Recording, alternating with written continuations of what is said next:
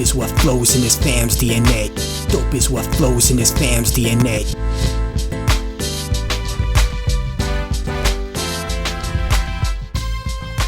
What's good, everybody? Welcome to Dope Interviews, brought to you by the Mighty 19 Media Group. I'm your host, Warren Shaw. And as always, please rate, review, subscribe, do everything that you can to support our show. And also don't forget to support Rich Kid Clothing for their continued support of the 19 Media Group brand. Also shouts out to Manscaped for their support of Dope Interview Season 4. So to start the season, you know we had to go big, and there's none bigger in the world of sports and entertainment than the man Shaq. HBO has released a 4-part docu-series on Shaquille O'Neal. It is now available on HBO Max. And with us today on Dope Interviews, we have the co-executive producer and director of the series, Robert Alexander. Robert, what's good, family? How are we feeling? Hey, I'm good. How are you doing? No complaints at all, man. So excited that you're able to join us. And I've seen most of the documentaries so far. I'm really excited about the work you did, and I really want to kind of jump into it. So we're seeing, well, first of all, tell me how you got involved with this project. How does something like this, especially with a legend like Shaq, how does that come to you, and how did you get involved? I think Shaq was collaborating with this team at this company, Film 45, and then they, decide they want to go out to the market with this and make this series. They ended up at HBO, and then HBO reached out to me and asked me if I would want to direct it, and that's how we got here. All right. Well, I mean, pretty straightforward. So that's what's up. You know what I mean? So are you a longtime basketball fan and sports fan? Yeah, I think so. I mean, obviously, like a lot of people, I grew up loving Shaq. And when the opportunity came, I was just really excited to try to do something special with him and his story, and try to do something original that felt like we pushed in new space. I mean, obviously, it's like the legend of Shaq and the Lakers and that sort of thing. Like that conversation's been had over and over again for a long time. And so, when I had this opportunity and growing up loving Shaq, I love Shaq as like the cultural icon that he was. Yep. And so that was a big approach to how I wanted to tell this story, is make sure it's like there's a clear presence of not only was he dominant on the basketball player, but he was such a dominant force in culture. So that kind of led the creative on this. Yeah, for sure. And I want to dive into a little bit more of that as well. And I think I just kind of want to Yeah. ask you this question because we're seeing um, a lot of interest in basketball kind of folklore kind of coming on, more Yeah. recently. Obviously, Last Dance, Dream Team, and one already on HBO Max is a Jeremy Lin documentary, 38. Um, do you think this project gets made one way or another? Or was it just another way to kind of capitalize on that interest in kind of basketball folklore, especially with the gravitas that Shaquille O'Neal has? I mean, I think eventually his story is going to be told. I think he is such a critical figure in the game of basketball. And yeah, we are in a world right now where, icons are excited and streamers are excited to get their stories out in the world, so people can experience for the first time, some can relive it through a very unique perspective. So I think it was inevitable that it would have been made, and there's no question. I think probably, within the HBO's, Netflix, Amazons of the world, they're excited to have big names and tell stories. And I think when an athlete of Shaq's caliber sees Michael Jordan or someone else making their own, story and putting out there, they're like, okay, I got to do mine, because I can sit at the same table with these people. So I definitely think that's a big part of it. I think that's a great answer. And Shaq is obviously a very public figure. He's had millions of Yeah. articles and stories kind of done about him even previous to this. So how did you feel like you would be able to tell his story differently from what was kind of already out there in all the years that he's been, in the limelight? Well, I mean, you have to take all that into consideration, that he has told a lot of stories. He's been interviewed millions of times over 30 years or whatever it is. Um, and it's important for me when I go into any project that I'm entertaining myself first, and I'm trying to impress myself. So I really want to approach a sports story, to your point earlier, like in a landscape full of sports stories, and be like, can I do something fresh with it? Can I do something that feels brand new? And Shaq is such a unique figure, so how can I come at it with an approach that kind of reflects his kind of his voice and his like presence in pop culture, and and the visualization of it kind of worked to respond to that, because each one of the films has different inspiration behind it. um Shaq is such a figure with a presence, so it's like, our first film was inspired by like monster movies. Our second one Hmm. is like comic book influenced. You know what I mean? So it's like our fourth film is super inspired by Shaq's presence on every screen you can imagine. So there's like a memification effect that we put on the whole film. So they all have their own personality to make sure that it feels in line with Shaq as the global, incredibly diverse animated character that he is. So you just mentioned it, and I kind of want to just kind of maybe turn to that aspect of it right now. There is a lot Yeah, of humor. There is a lot of character portrayed on the screen in the documentary, cut shots, overlays, and even hearing you say now that each episode kind of had its own theme. Um, you just so yeah. that was your creative process. How did Shaq feel about that process? Obviously, he signed off on it, but did you need to do any type of convincing for him to kind of tell the story in that way? I don't think so. I think he trusted. I think we were able to establish really strong trust up front. He knew I had a solid plan in place. He knew that I was going to treat his story with respect and honesty. And he gave me the freedom to do that. I think that's my responsibility is to establish this understanding that this is going to be told with quality, at every turn, that this is going to have like a clear intention to it. It's not going to feel like anything else. And, hopefully if I do a good job explaining that up front, then, my character, my subject will give me the freedom to kind of execute it the way that I feel is like the best course. So tell me a little bit more about why four parts, and did he have any, I guess, influence in that aspect of it as well too? You said you had a lot of trust, a lot of equity, with him, Yeah. so to speak. Was four parts kind of like what you set it out, and once you got kind of assigned to the project? No, bro, that's a money and time thing. It's That's real though. That's H, real. HBO's HBO's willing to pay this much for this much. Shaq, he would love if this was 10 parts, 100%. Mm. I think that there was certain depth on some areas that we could have imagined differently if we had 6 parts or whatever.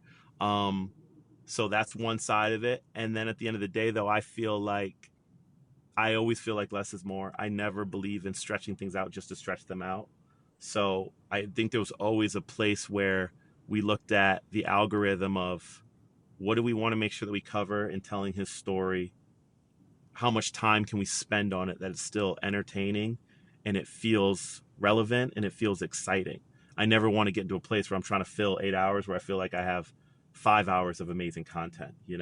I like the idea of making it feel like these are well packaged, tight, well contained pieces of art. And anything else to me feels like it's excessive. We live in a world where you may binge watch something and then it's like you're spending all this time being like, oh, you got to get into it, you got to give it time. You know what I mean? Versus just like, is it good immediately? Can you enjoy it? Does it feel special? Good. Like get in and get out. Nah, that's a vibe. That's a vibe, and I think as a viewer, can definitely appreciate that as well. So, how long did it take to make this 4 part docuseries, and especially when you have to gather all the many people that has been involved in his life and can have stories in this sense that are worthwhile Yeah. sharing? How did you put all of those things kind of together? It was just under 2 years, I believe. I felt like we got going pretty aggressively on the series, and then there's um, obviously time spent interviewing, time spent building all the visuals that we want for it. Then you piece it together. Then there's always influence of politics and this sort of thing, and so that puts up little roadblocks here and there. Um, and then you kind of just find your groove, and suddenly you have space and time, and then suddenly you have no space and time, and it kind of jumps back and forth. But it was about a 2 year process, I believe, of us kind of ideating on it to us delivering it in late October. Well, it's very very well done, and I'm hoping people are Thank enjoying it you. because again, I definitely have as well too. Um, Cool. is there anyone you wish you could have spoke to? Obviously, Kobe. Had he not passed away, that would have been some great Hmm. content to potentially get to. But is there anybody you wish you could Yeah. have talked to or added to the documentary that maybe didn't make it?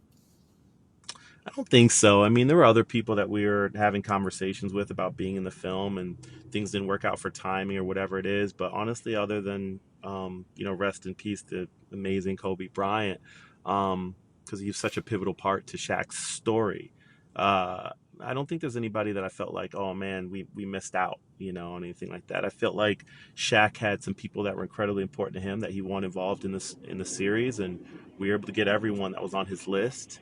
Um, and so I feel really good about that. I feel safe and really good about that. It's great to be able to, let a project go and feel like, you didn't leave any meat on the bone, like you did everything that you could do with it. So, I'm excited for you with that as well, too. So, we're talking with Robert Alexander, director of Shaq, available on HBO Max. Let's take a quick break and we'll be right back. It's never too early to play holiday music, and it's never too early to start thinking about gifts. Whether it's for a friend or the friends in your pants, you can make this a season to be jolly with Manscaped. Do your little drummer boy a favor and use the Lawnmower 4.0 to avoid another silent night in the bedroom.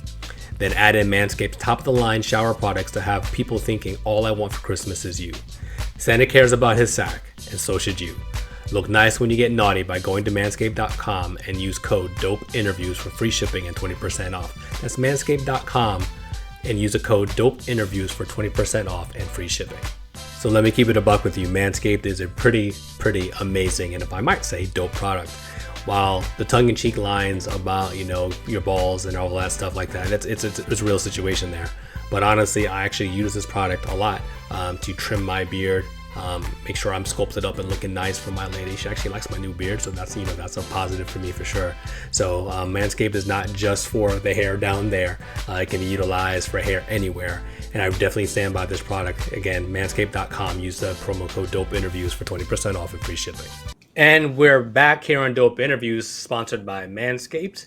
We're talking to Robert Alexander, director of Shaq on HBO Max. Make sure you're following him on Instagram at RobArtAlexander. That's Rob Art Alexander. So I love that. I love that little play on words there. Make sure you're following him on IG, and giving a big shout out to Hardware Studios as well too, who he works with.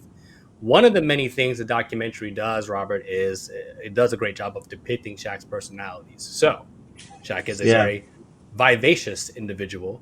Did you experience the comedic side of Shaq, the angry side of Shaq in the making of this documentary over the couple of years that you were saying it took to do?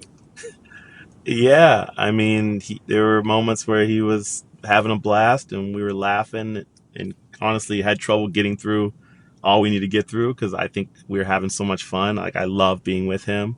But he's also someone who doesn't mess around. He has a clear vision of how he wants to run his business and how he wants his time. And I have a great, immense respect for talent and time. And so, there were times where he wasn't in the mood to hit on certain subjects and that sort of thing, which I respect. It's his life. I'm an outsider coming in and asking to be intimately connected with his story. But I think he handled it in an amazing way. He was incredibly gracious. He was incredibly giving. He was incredibly honest. So I think there's a nice little balance, and there has to be balance, when you do these things. Like, it can't be fun all the time. It can't be heavy all the time, because this is life. And my job is to really explore different parts of life. And, you have to do it with that openness that we're all human and we all waver a little bit.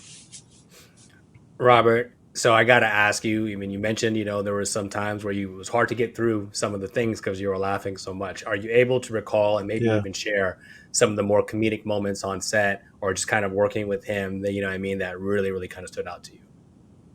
He's just an amazing storyteller, and he's so visual in his storytelling, the way he acts things out in moments. And I mean, I can't think of anything particular. I just, there's times where he's just like telling me a story and he's doing the voices of everybody in the story, and it's just like, and it's just so rich. It's so he just knows how to like play the room. You know what I mean? He knows what's going to make me laugh. He knows what good energy is. And so he's just always having fun, and he has great people in his life. He's got his Uncle Mike, his Uncle Jerome, and these people that he's known forever that he loves, and they just have fun. They just have so much fun together. And just being able to kind of be connected to that and be in the room for that is really, really special, just to watch it play out. So it's just about, there were always times where we just kind of veer off, we're having a lot of fun. That's amazing to hear. I love when I have the opportunity to talk to folks like yourself, and that joy is on set kind of throughout. And then I think it portrays on screen in a lot of ways as well too. It's like the project Yeah. is work, but it's not laborious, so to speak, because again, it is, Yes. you know, you're Yeah. putting out great content, right? Um, Yeah. Absolutely. Absolutely. what do you want people to take away from this? And I guess, you know, is there anything that you found out to be like this, like, wow, you followed Shaq, you watched him growing up or whatever the case would be, but you're like, man, I didn't really know that one thing. And again, you know, what do you want people to take away from watching this after seeing all four parts of the series? I never met his mother, and I had no idea she was the force that she is. I mean, she is incredible. So you see so much of Shaq that comes from his mother and how he was raised and the energy and the presence that she has. That was an incredible surprise for me. Also, Shaq has such a tight knit group of people who've influenced his life that he's known for 40 years plus, some his entire life, that are still so critical to his circle. And that's really impressive to see someone that he's made really conscious, aggressive decisions about who his team is Yeah. and what they represent. So that's really special. And I just want people to have fun. This is fun. It's meant to be fun. It's meant to feel fresh. It's meant to move fast. It's meant to be really strong storytelling, visually compelling. We don't want people to just settle in and feel like it's kind of the same thing recycled over and over again. So I just want people to enjoy it. I mean, that's what it's here for. Again, it's like there's certain elements of the story that's been told before, and we get the opportunity to give it an original take because it's purely through Shaq's voice for the first time and his perspective, but also like the visual language I'm really excited about because I feel like we pushed in kind of a really cool space that feels like our own. So, I just want people to enjoy the artistry of it, enjoy the energy of it, enjoy the storytelling, and feel good watching it. Robert, I think you did an amazing job with it, as I alluded to. Watching the imagery on screen kind of play itself out, and I felt like, yeah, that's Shaq. And again, all those personalities. I love stuff with his mom that you included in there. Yeah, she's Wow, great. big basketball fan, didn't know all the things, and just how even some of the struggles he had just by being such, a big personality and big individual physically at a young Hmm. age, and Hmm. some of the bullying that kind of came along with that as well too, and how his mom stood up for Yeah, him, is really, really true. It shows kind of the parental love, that we all want to see. And obviously, you and I are both black males. Yeah, I mean, what it means to have a black absolutely. mom as well too, how important that is. So amazing, Absolutely. amazing Absolutely. job. So Thank final one you. for you, Robert. Obviously, you did this 2 years in the making. It's out. Most of it is out. People are loving it, enjoying it. What's next for you Yeah. in your creative process? There's a bunch of stuff I'm working on. There's a couple of scripted features that I'm getting to the final stages of bringing those to life. There's a couple other doc projects that I'm really, really excited about. Again, my company, Hardware Studios, we're cooking on a lot of things, which is really exciting, and just building, in a lot of different spaces. I'm excited to, my film before this one was about the creative process, and it was through a musical perspective. It's great that I have this through the sports perspective, and there's a lot of different areas that I'm interested in, and going in different directions really excites me. So there's a lot of stuff coming that I'm excited about, which is great. I'm super blessed on that. Absolutely, man. And again, great job with this one. And I'm sure all future projects can continue to hit in the way that this did. And I know you'll know how to tell the story the way that it needs to be told. He is Robert Alexander, director and co-executive producer for Shaq on HBO Max. Make sure you're staying tuned to everything he has going on. Follow him on IG, Robert Alexander, and make sure you're following Hardware Studios as well. That is all the time we have for today. I've really enjoyed this conversation here. As always, be sure to follow me on Twitter at Shaw Sports NBA. Follow the show's handle at dope_interviews. Check out Shaq on HBO Max. He is Robert Alexander. We thank you so much for joining us, Rob, and we'll definitely catch up with you next Thank time. you, brother. Together we stand, Thank you, divided brother. we never. The vision is one, striving for the better. Working as a team, working toward a dream. It's not even work when the team is the dream. On a united front, we got our own back. A band of brothers to counteract any attack. One heart in fact, forget what the blood say. Dope is what flows in this fam's DNA. So let's do it for the love, give to the max. Listen to opinion, but react to facts. And remember that together with a but separate. just pieces of it. But you know. Dope is what flows in his fam's DNA. Dope is what flows in his fam's DNA.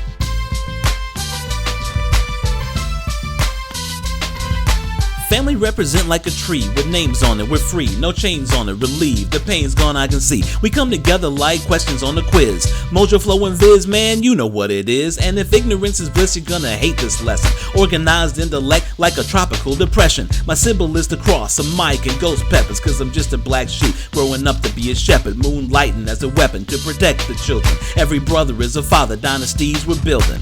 Max, J and K, Bay, and Isaiah, next level of the family foundation, understand me?